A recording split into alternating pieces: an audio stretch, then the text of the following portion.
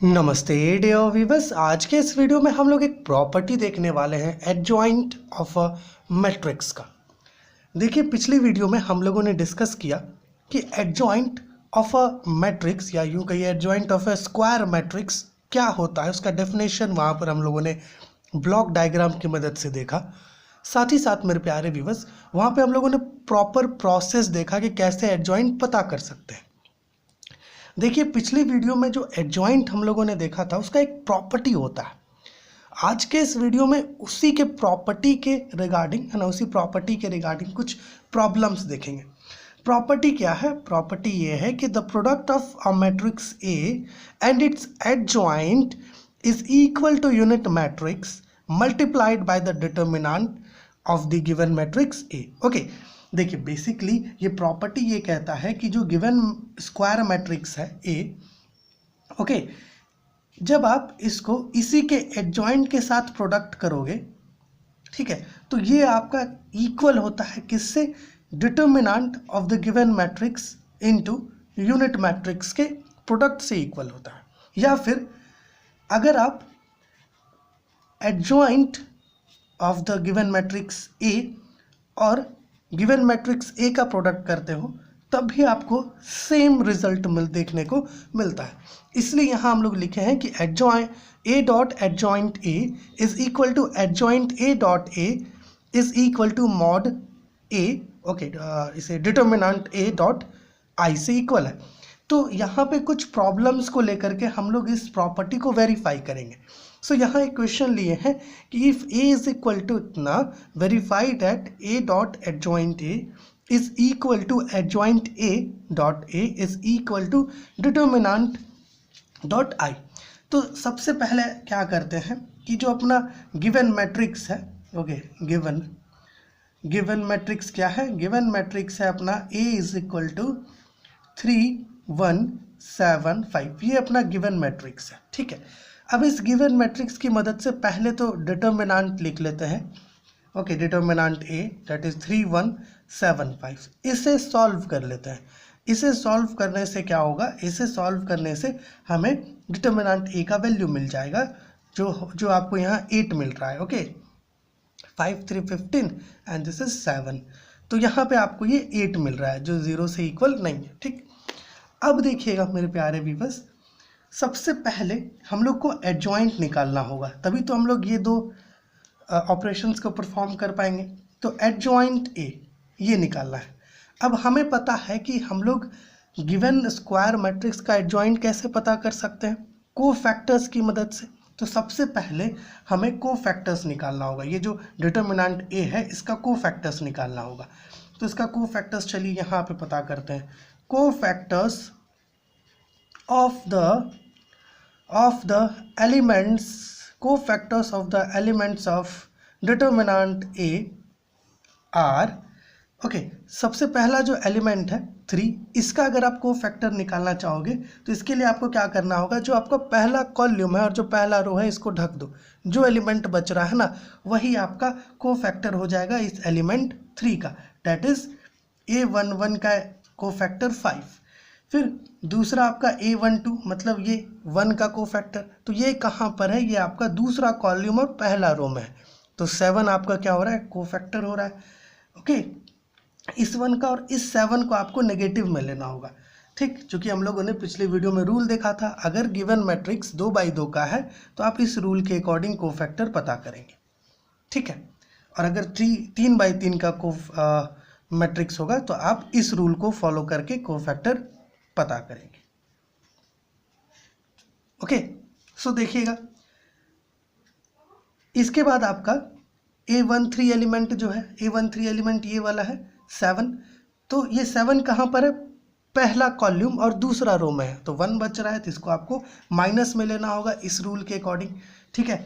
फिर आपका एक्चुअली में ये A13 नहीं है, ये A21 है, तो आप इसे A21 ले लीजिए। फिर A22 एलिमेंट कौन सा है? 5 है। 5 कहाँ पर है? दूसरा रो और दूसरा कॉलम में है। 3 बच रहा है तो आप A22 को 3 ले लीजिए।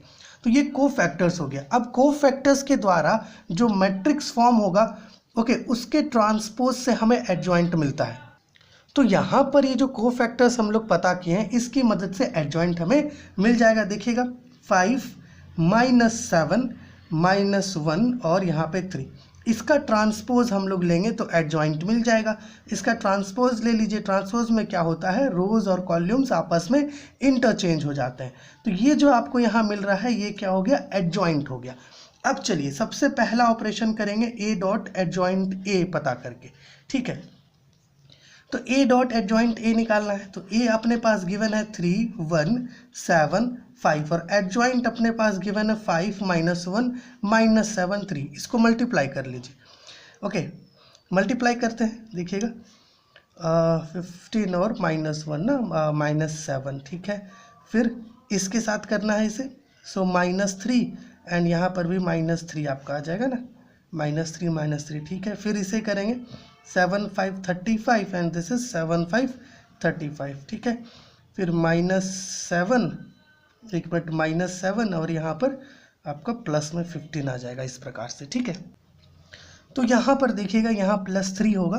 ओके, अब आप इसे सॉल्व कर लीजिए। इसको सॉल्व करिएगा तो आपको मिलेगा 8 0 0 8। ये जो हमें मिल रहा है ये क्या है, ए डॉट एडजॉइंट ए है। अब यहाँ ये देखना है कि क्या ये ए dot adjoint A determinant dot I से इक्वल है। बिल्कुल इक्वल है। यहाँ पे देखिए अगर ये 8 बाहर निकाल दे तो आपको यहाँ से मिलेगा 1 0 0 1 और ये क्या है, ये यूनिट मैट्रिक्स है। तो ए डॉट आई आप इसको कर सकते हैं और हमारा जो डिटर्मिनेंट निकला था ए का वो 8 निकला था। मतलब ये आप इसे ऐसे लिख सकते हो, डिटर्मिनेंट ए डॉट आई। बिल्कुल सिमिलर मैनर में जब आप एडजॉइंट ए डॉट ए पता करेंगे तो बिल्कुल सेम वे में आपको यहाँ पर ये 8 डॉट आई ही मिलेगा। आप एक बार चेक करके देखिएगा, है ना। मतलब आपको यहाँ पर ये डिटर्मिनेंट ए डॉट आई मिलेगा। सो यहाँ पे लिख सकते हैं ये जो गिवन मैट्रिक्स है, इस गिवन मैट्रिक्स के लिए हम लोग ये प्रूफ कर पा रहे हैं कि ए डॉट एडजॉइंट ए ये इक्वल है किससे, adjoint A dot A determinant A dot I से इक्वल है। हम लोग इसको वेरीफाई कर पा रहे हैं। अब एक और क्वेश्चन लेते हैं, है ना, 3/3 का मैट्रिक्स लेते हैं, इससे वेरीफाई करते हैं इसको।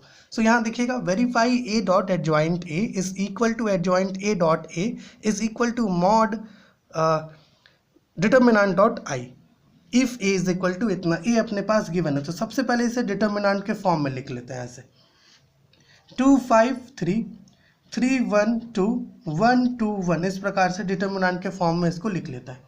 अब इस डिटर्मिनेंट को सॉल्व करते हैं ताकि हमें डिटर्मिनेंट ए का वैल्यू मिल सके। तो 2 1 -4, ठीक है, -5 और 3 -2 +3 यहाँ पे आपका होगा 6 -1 ऐसा। तो यहाँ से हमें डिटर्मिनेंट ए का क्या वैल्यू मिल रहा है, यहाँ से वैल्यू मिलेगा 2 -3 -5 डॉट 1 +3 एक मिनट, +5 आएगा ना, +5, एक मिनट चेक कर लेते हैं इसको, 3 to 6, ओके, +5 आ रहा है। सो यहाँ से देखिएगा डिटर्मिनेंट ए का वैल्यू हमें मिल रहा है -6 -5 +15। तो यहाँ से वैल्यू आपको मिल रहा है ये 11 और ये 15, यहाँ पे आपको 4 मिल रहा है ना, 4 0 से इक्वल नहीं है तो 4 मिल रहा है यहाँ पर डिटर्मिनेंट ए का वैल्यू। अब देखिए चूंकि हम लोग को ये दो ऑपरेशंस करना है, ए डॉट एडजॉइंट ए और एडजॉइंट ए डॉट ए, है ना। तो पहले क्या करना होगा, एडजॉइंट पता करना होगा। और एडजॉइंट पता करने के लिए क्या करना होगा, जो डिटर्मिनेंट ए है, ओके, इसमें जो एलिमेंट्स हैं उसका कोफैक्टर्स पता करना होगा। और ये कोफैक्टर्स हम लोग पहले से पता करके रखे हैं। तो चलिए इन कोफैक्टर्स की मदद से क्या करेंगे, एडजॉइंट ए पता कर लेंगे। तो इन कोफैक्टर्स को यहाँ पे अरेंज कर लेते हैं, -1 5 1 -1 एक मिनट 1, ठीक है, 7 5 -13। अब इसका ट्रांसपोज जो होगा वो एडजॉइंट ए से इक्वल होता है, जिसको ट्रांसपोज कर दीजिए, मतलब जो कॉरस्पॉन्डिंग रो है उसे कॉरस्पॉन्डिंग कॉलम से रिप्लेस कर दीजिए तो आपको यहाँ पर थिंग्स मिल जाएगा, ठीक है। इस प्रकार से ये आपका एडजॉइंट ए हो गया। अब आराम से हम लोग ए डॉट एडजॉइंट ए पता कर सकते हैं। ए डॉट एडजॉइंट ए पता करने के लिए हमें पहले ए लेना होगा। ए यहाँ पर है तो देखिएगा 2 5 3 3 1 2 1 2 1 एंड एडजॉइंट ए क्या मिला है, -3 1 7 -1 -1 5 5 1 -13। इस प्रकार से मल्टीप्लाई कर लीजिए। मल्टीप्लाई करने से क्या मिलेगा थोड़ा देखिएगा, -6 -5 ओके एंड +15 कुछ ऐसा मिल रहा है ना यहाँ पे। इसे हम लोग को नीचे करना होगा, थोड़ा चेक करिएगा। यहाँ पे करते हैं इसे, फर्स्ट रो को फर्स्ट कॉलम से मल्टीप्लाई करना है, तो यहाँ होगा आपका -6 -5 +15 एंड फिर सेकंड कॉलम से मल्टीप्लाई करेंगे तो 2 -5 +3, फिर थर्ड कॉलम से मल्टीप्लाई करेंगे तो हमें मिलेगा 14 + 25 -39 कुछ ऐसा आ जाएगा। फिर सेकंड रो को फर्स्ट कॉलम सेकंड कॉलम और थर्ड कॉलम से मल्टीप्लाई करेंगे सेकंड मैट्रिक्स का, तो देखिएगा -9 -1 +10 आ रहा है ना, ठीक है। फिर आपका यहाँ पे आ जाएगा 3 -1 एंड +2, फिर 21 +5 -26, यहाँ पे आपको मिलेगा 3 -2 +5, यहाँ मिलेगा 1 -2 +1 7 प्लस एक में 10 होगा ना, 10 -13। इसको सॉल्व करते हैं। इसको सॉल्व करने से a डॉट एडजॉइंट a मिल जाएगा हमें। यहाँ मिलेगा 4, यहाँ मिलेगा 0 और यहाँ पर आपका यहाँ पर भी 0 मिलेगा। फिर यहाँ सॉल्व करेंगे तो 0 मिलेगा। यहाँ पर आप सॉल्व करिए तो कितना मिल रहा है, 4 मिल रहा है। यहाँ पर सॉल्व करेंगे तो 0, यहाँ सॉल्व करेंगे तो ऑब्वियसली 0, यहाँ पे सॉल्व करेंगे तो 0, यहाँ सॉल्व करेंगे तो हमें मिलेगा 4। ठीक है, देखिए 4 आ रहा है हमारे पास, तो 4 को बाहर निकाल लेते हैं कुछ ऐसे, 1 0 0 0 1 0 0 0 1। मतलब ये देखिए हमारा जो कह सकते हैं कि 4 और इतना आ रहा है ना, हमारा डिटर्मिनेंट ए कितना आया था, 4 आया था डिटर्मिनेंट ए, है ना। अब डिटर्मिनेंट ए जब 4 आया था तो क्या हम लोग ए डॉट एडजॉइंट ए को ऐसे लिख सकते हैं, मॉड ए डॉट आई, क्योंकि ये तो यूनिट मैट्रिक्स है और डिटर्मिनेंट ए आपका 4 से इक्वल है, तो डिटर्मिनेंट ए डॉट आई लिख सकते हैं। उसी प्रकार से जब आप एडजॉइंट ए डॉट ए पता करेंगे तो ये भी आपको डिटर्मिनेंट ए डॉट आई से ही इक्वल मिलेगा। ओके, सो आप इसको पता करके चेक करिए कि क्या ये डिटर्मिनेंट ए डॉट आई से इक्वल है। अगर इक्वल है तो कमेंट करके बताइए। सो देखिए इस वीडियो में हम लोगों ने एक प्रॉपर्टी डिस्कस किया एडजॉइंट ऑफ ए मैट्रिक्स का। होप ये वीडियो आपके लिए हेल्पफुल हुआ होगा। चलिए मिलते हैं आपसे अगले वीडियो में।